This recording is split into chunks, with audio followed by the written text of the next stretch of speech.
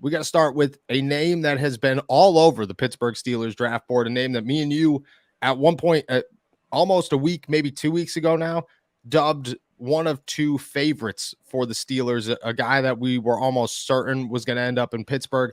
Dawand Jones, reportedly from, I believe it was Tony Pauline, said that because Dawand Jones did not work out at his pro day or measure, which was a big deal. People wanted to know how heavy he was. He's 6 million pounds, or he's 6 million feet tall, and but he was assuming he's just 500 pounds.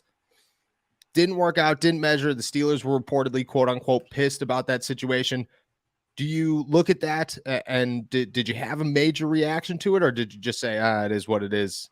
He's still 6'8", 400 pounds and could do anything. Right. Yeah. No, I was not. I was not very surprised that he didn't do any workouts, just because, I mean, it's like one of those things where if you know somebody's like not a great athlete, like you already are kind of not letting them check that box anyway. And he wasn't going to be able to check that box. So I think he probably was just advised from, his agent that he didn't need to do that. You know what I'm saying? So, I can see the Steelers would be concerned. I think the bigger thing maybe than him not working out is more so him not weighing in or measuring, because I think he came in at the combine like 375. He's a guy that I know, like, the weight thing has been a big, topic of concern around the league. And I definitely think that, whenever you get these like bigger tackles that are, over 350 pounds, that's always the thing, is like, are we going to be able to keep them at a decent playing weight? Like, you think about guys that have been high picks just in recent years. Like, I think back to like Mekhi Becton, like that was a big thing with him. Big one. Yeah. And I know he's like dealt with some injuries, but like he was dealing with like weight issues as well. Like, and Becton was a really good athlete for his size, like a lot better athlete than Jones. Granted, he's not nearly as long. Yeah, you could talk about Zach Banner, right, from the Pittsburgh Steelers. When he came to Pittsburgh, I know that's where he wasn't drafted, but he was, almost 500 pounds and had to drop 100 pounds, I believe, by the time he was, a starter. I just looked this up just to see about Becton, but Becton, I said Dawand Jones was a lot longer. He has like an inch longer arms, but Becton still had 35 and 5/8 arms, but he ran a 5'1" at 364 pounds. I mean, that's just that's a rhino. That's 80th percentile speed for a tackle at 365 pounds. It's pretty impressive. That's crazy. But yeah, Jones, I know that he's not an elite athlete by any stretch of the imagination. We kind of know some of his athletic limitations and the ways that he kind of uses his length to kind of minimize some of those. But I do think it's notable that there's some reports coming out about his weight, or that teams were a little bit turned off that he didn't elect to work out at all at his pro day. That also could mean, and this isn't necessarily a given, but it could mean that his agent's telling him that he's going in the first round. So hey, if you get to X pick, we've been told that you're in heavy consideration for this team. We don't need to work out because your stock is good. So it could mean that too. So I picked up on that. There were rumbles of that at the Senior Bowl when he practiced for one day and then kind of disappeared. It was like, oh, maybe his agent told him so he's good. I will say this. I did a little digging on the Senior Bowl thing. I don't think that's what happened. I heard a million stories. I heard that he had a concussion. I heard that he left. I heard that he just packed up and dipped.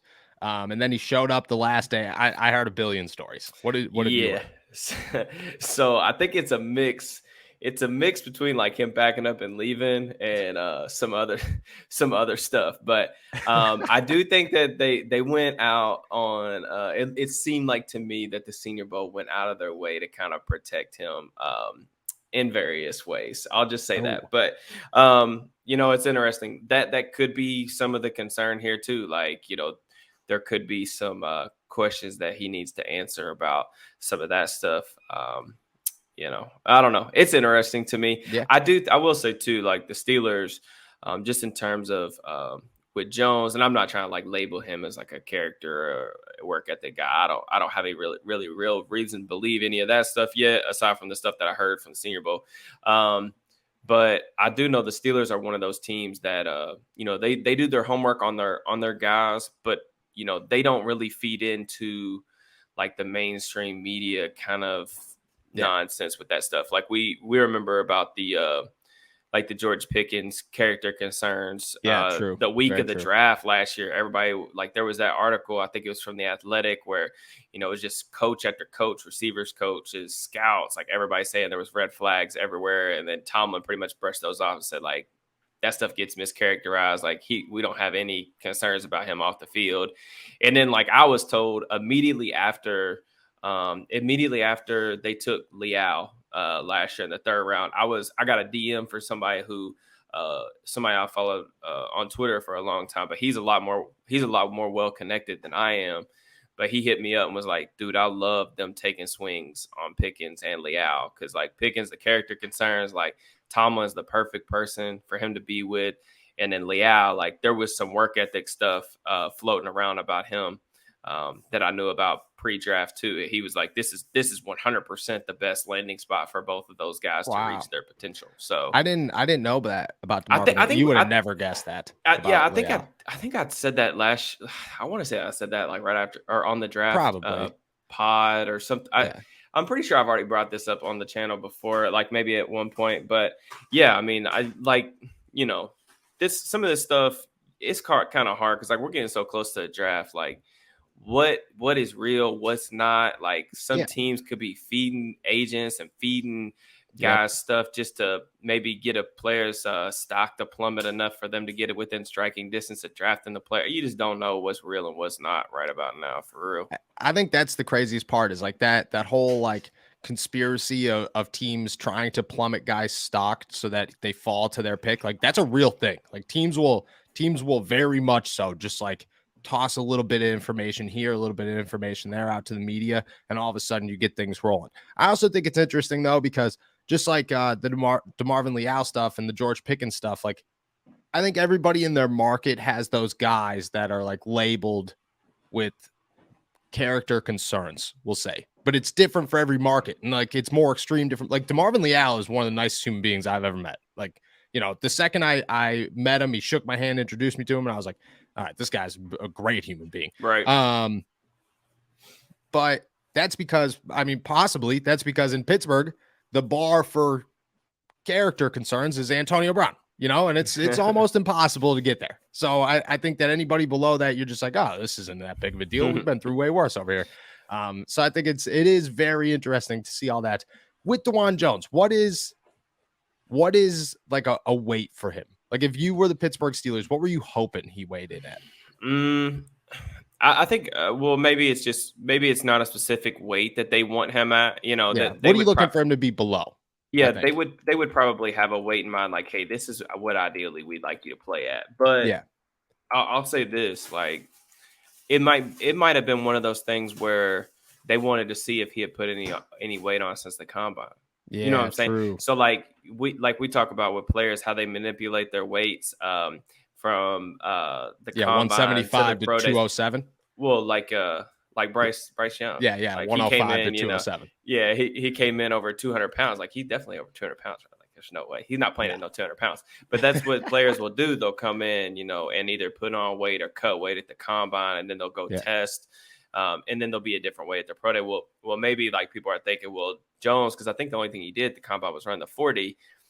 Did he get down to 375 to run that 40, which was obviously like it was a slow 40-yard dash. Like I think it was 30th percentile, and then he had a 192 10-yard split, which was a 4th percentile. So like not a good 40-yard dash for him. But did he get down to 374 to run that?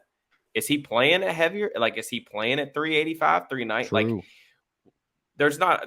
like Jones is an interesting player to really evaluate in general, because there's not really that many guys built like him.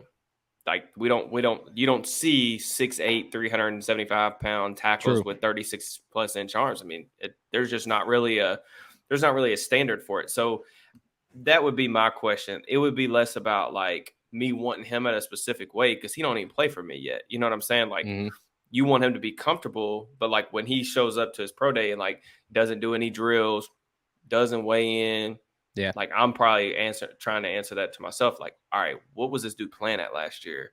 And what is he right now? Like, because you got to think too, like, we're getting to the point right before draft weekend where we're not that far off from rookie minicamp. So if this dude, say, for example, if he was heavier and he comes in 385, 390, well, probably not going to play like that in the league. Like, you can't play that heavy. You're going to get toasted. Yeah.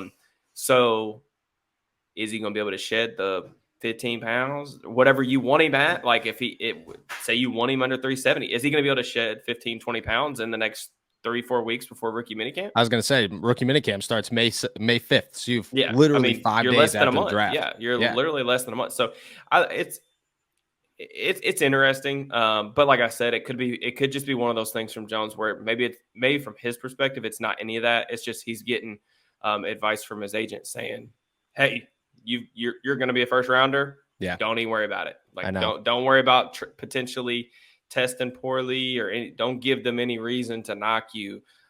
We just need to hold our ground with what we've already put on tape and go from there. Yeah, I agree. I've got that sense right from the jump is that somebody knows that this guy could be a second round pick, but he's teetering on the first round, and he'd rather just and by somebody I mean his agent, and he's just letting that coast. You know what I mean? He'd rather him teeter than take a risk and dip down into the second. With that said, last thing I want to ask about Jones here. Patrick Peterson, when on NFL Network, was asked who he would select at 17 if he was the Pittsburgh Steelers. I think he was trying to be realistic about the situation and say, like, oh, well, Paris Johnson's going to be gone. All these guys are going to be gone. He said Dawand Jones.